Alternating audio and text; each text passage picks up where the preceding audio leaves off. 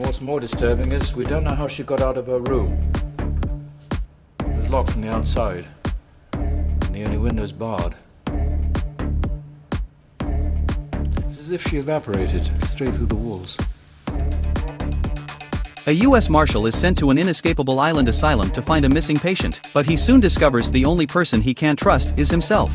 In 1954, Marshal Teddy Daniels and his new partner, Chuck All, cut through a thick ghostly fog towards Shutter Island, a fortress for the criminally insane. Teddy is already on edge, his stomach churning from the sea, but it is the ghosts of his past that truly haunt him. He is tormented by visions of his wife, Dolores, who died in a fire he believes was set by a man named Andrew Lettis.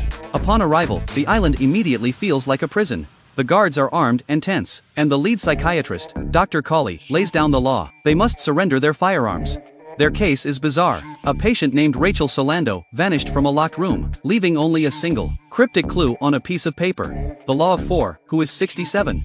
As Teddy begins his investigation, the walls start to close in. The staff all give the same rehearsed, perfect answers.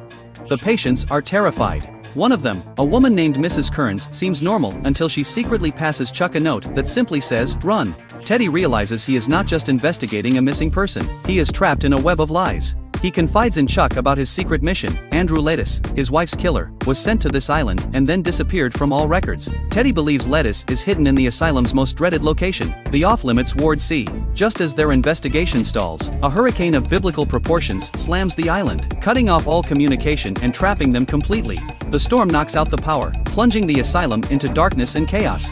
The electronic locks fail, and the inmates are loose. Seizing the opportunity, Teddy and Chuck sneak into the forbidden Ward C. Inside, it is a living hell. The corridors are filled with the screams of the most dangerous, deranged minds in the country. In the deepest, darkest cell, Teddy finds a man he recognizes, George Noyce, an old acquaintance.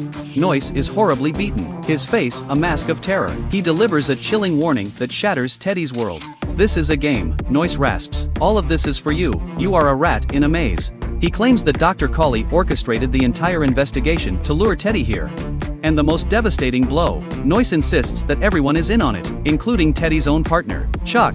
His mind reeling from the revelation, Teddy can no longer trust the man beside him.